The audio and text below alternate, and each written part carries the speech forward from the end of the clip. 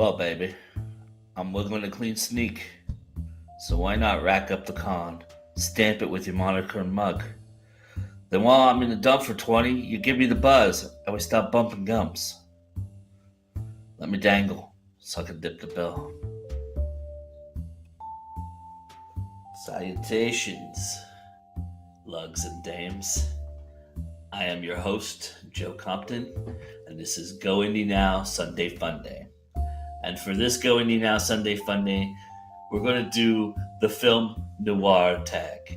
And while I know a lot of people love the film noir genre, and a lot of people aren't so keen on it or don't know a lot about it, which would narrow probably just be me and Christy doing this tag if it was all just film noir stuff. I don't mean to disrespect anybody if anybody else is out there who's watching this or is interested in doing the tag that is interested in film noir. So my humble apologies, but I figure since to make this a broader tag, I should fill you in a little bit on what noir really means, and that is a French term for actually dark film or black film. So with that in mind, there are components that make up a film noir that can be broadly interpreted into a broader scope, and that's what we're going to do here today. So I'm going to take the elements of the film noir into a neat question tag for you to answer, and you can answer with anything you want from modern day to down to the 1920s, 1930s. This is a film tag, a movie tag. So, I would love to see some out of the box folks, some of my booktuber fans take this on and give us a new perspective, because I'm sure there is a lot of great perspectives out there for this particular tag, and you'll see as I go along. I've mixed it and matched it a little bit, modernized it for a certain a certain flair, so that it will all come together in the end. So without further ado, the film noir tag on this GoIndieNow Sunday Fun Day always starts a good film noir with the anti-hero protagonist. So my favorite anti-hero protagonist of all time is the one and only. That's right, Mr. Jack Burton. You know what Jack Burton always says? Yes, sir, the check is in the mail. Jack Burton from a little known movie called Big Trouble in Little China. Kurt Russell portrays Jack Burton almost perfectly with this kind of arrogance and confidence that is, devil may care. I'm a drifter. I'm an outlaw. I'm my own man, but I have this deep seating need to do right and do good. And ultimately, I like the idea, if I'm Jack Burton, of saving the girl and getting the loot. So, Jack Burton, I thought, fit this bill perfectly for the anti-hero protagonist.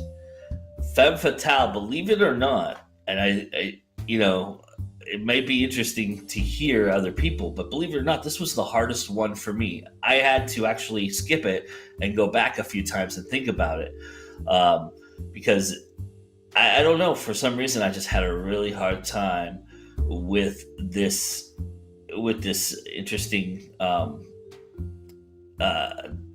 idea. But ultimately I went with Annette Bening from The Grifters. I think she's the ultimate femme fatale. She uses her feminine wiles to maneuver herself into position to, drift in the con and make the con happen. But she turns out to be not the person you think she is. And I think that's one of my favorite portrayals of a femme fatale for sure. Annette Bening in The Grifters. If you haven't seen that movie, go check it out. It's a fantastic movie. All right, so TAUT No-Nonsense Dialogue. Well, for those of you who are excited out there to be ready for episode 8 of Star Wars, let me introduce you to a little known movie called Brick. And that was directed by who is going to helm episode 8, Mr. Rian Johnson. And it was also features for a lot of you ladies out there who have an infinite celebrity crush. I'm sure a lot of you have a crush on Mr. Joseph Gordon-Levitt. This movie is fantastic in every sense of the word.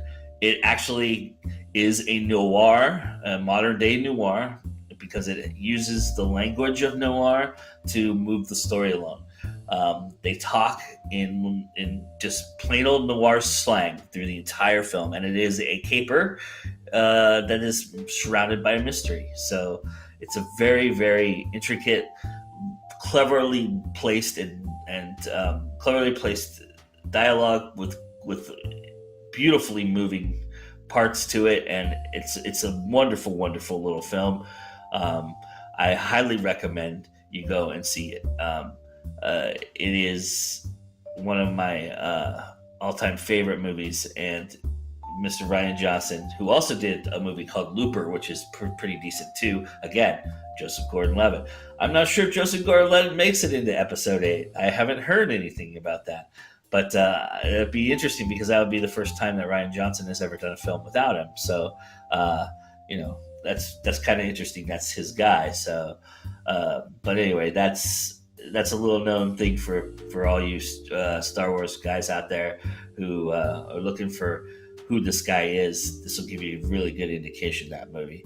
So, black and white is the next parameter for a good film noir. Of course, it's black and white. Now, I understand that not everybody's a cinephile like myself or Christy Stratos, who enjoy the black and white movie before the 1950s. So I'm going to broaden the scope of this particular category so that it doesn't leave anybody out and nobody doesn't have any answer for it. You can name any black and white movie. Doesn't matter from what era, what genre. It does not matter. So your favorite or the best black and white movie you can think of at the time is good for the answer to this question. And for me, though, I'm going to go very old school. My favorite black and white movie of all time is The Seventh Seal, and that is not a noir. It is actually almost kind of a horror film. It's a psychological horror film. It's a thriller. It is kind of a interesting little caper, if you may. It is a foreign film as well, and it is featuring Max von Sydow is in the movie, and he plays a Christian crusader who has given up on the Crusades. He's tired of fighting, and spreading the word of God because he feels like God's not listening. And true to form, death pays him a visit and decides, you know what? All right, then if you're not willing to do our work, I'm going to take you with me. And, we're going to take you to God. And he flat out refuses. And he challenges death to a game of chess in which, he knows that death has this fondness for the game of chess, and he challenges him to play. And if he wins, he gets his soul back and he can go on his way and do whatever he wants, and if he loses, he will go with death and pay his penance. So it's an awesome film. It's very, very intricate, very metaphorical, it's very deep. So be prepared for that and just stay with it. I promise you, if you stay with it, you're going to get paid off. I know it's a tough film to stay with, especially at the very beginning, but I promise you'll get paid off. So the next category that every great film noir needs to have is the shadows element. And for this category or this space, I want you to name something that makes you jump, makes your skin crawl, makes you think about it. What really irked you? What movie really, really bothered you? And for me, that movie is A Tale of Two Sisters. It's a Korean horror film. I think it was made in 95, if I'm not mistaken. But it is It is creepy as fuck. It is crazy creepy, and it is a woman being brought into a family who suspects that these two girls have a little bit more to them than meets the eye, and they're two twin girls. And yes, it goes off the rails and just keeps on skidding. It is crazy creepy. It is one of my all-time favorite creepy movies. Again, another movie that you really have to ingest and maybe even see twice, because there's a couple things I missed the first time I saw it, but the second time I picked those up and I was like, whoa, I'm surprised I missed that. And it's because I was probably so creeped out by the movie. I just kind of blacked out some of the stuff in it. Great little film. It's just an amazing piece of work, and it is one of my all-time favorite horror films for sure. So then the next category is classic ending. Every film noir has a classic ending to it, right? Well, I'm going to go a little different route on this question, because my favorite ending to any movie of all time, and that's what I'm going to base this on, is actually really funny and may surprise a lot of people, and I may even get flack for it, I think. But my favorite ending to any movie ever made is Basic.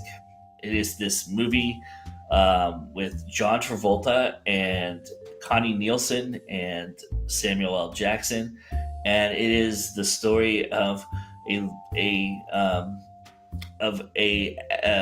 naval adjutant who stumbles across this intricate plot that hashes out once it's discovered that the leader of the unit, played by Samuel L. Jackson, was murdered in the middle of the jungle by the special forces team, and they pick up a suspect, and they bring in John Travolta, who was actually a member of this team and knows this team very well. And they interrogate this guy, and he's a special forces guy, and then they start to uncover and unravel this plot, this drug plot that underlines why all this stuff is happening in it.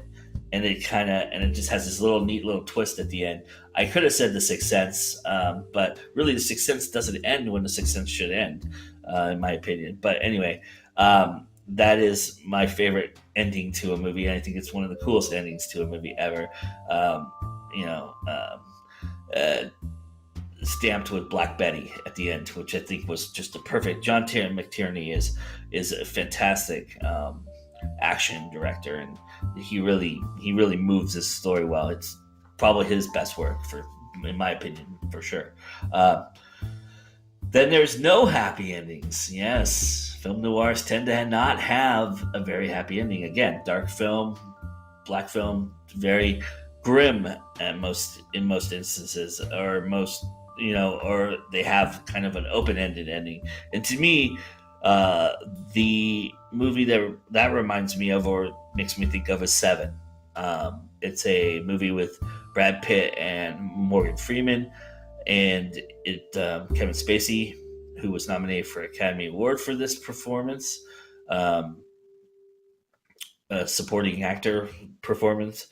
But it's Brad Pitt in a very bad neighborhood beat as a detective, as a young detective, and Morgan Freeman as a seasoned detective, leaving the detective agency and leaving the police force, and bringing this kid along the ride. And he, in his first day, gets intertwined into this biblical serial killer story, and it's an awesome film.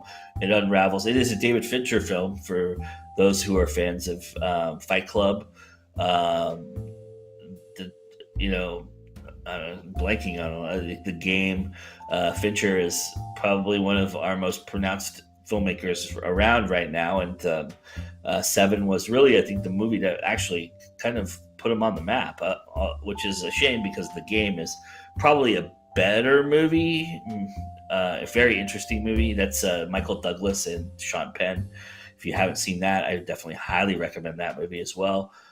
Both very good movies. So Seven is obviously one of the top tier movies of all time. So that just has to tell you how much I think of the game. Anyway, so that is to me, no happy endings. That's the movie that I'm always reminded of. Then there's finally the element of darkness, dark creepiness, and moving in shadows and moving around. To me, that speaks into a movie called Aliens. Just a little tiny movie called Aliens. Probably, if you don't know, it's one of my top 5 movies of all time. It is brash. It is fun. It is funny. It has humor. It has subtlety humor. It has panicked humor. It has all the elements of an underlining plot, a subplot, and it has this creepiness, and it just really brings a lot more explanation than I think the first one did, and it brings a lot more idea to it as well. I think it's to me, it's the quintessential badass kick-ass movie, and it is obviously one of the all-time best movies, and it is my favorite movie in the darkness. All right, so we have our anti-hero protagonist, our femme fatale. We have TAUT no-nonsense dialogue. We have our black and white. We have our shadows, classic ending, and then the no happy ending, and the darkness that embraces all of noir. So, with that in mind, I would like to see you guys tackle this beautiful, beautiful tag and make a noir of your own. So I am going to tag, of course, Christy Stratos. I will tag Michael J. Elliott. I will tag J.B. Taylor. And I will tag Sunshine Somerville. All right, everybody. Have a good day. Have a nice Memorial Day. And remember, it's always time to go indie now. Hey, thanks a lot for watching our latest episode of our show. I hope you're enjoying what you're watching.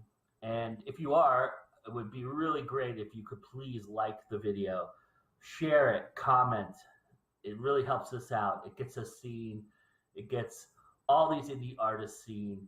And it's really an important thing for the YouTube community. So please, definitely like, share, comment the video that you just watched and any video that we produce.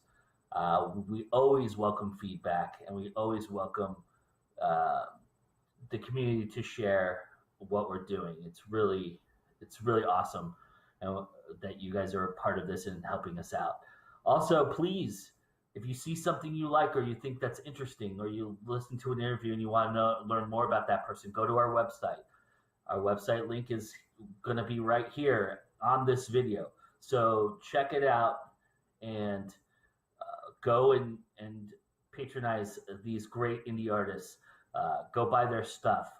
We have all the links to everything you could buy from them on our website. You can also go to their website and sign up for their newsletters, sign up for their blogs, and help get the word out about all of them.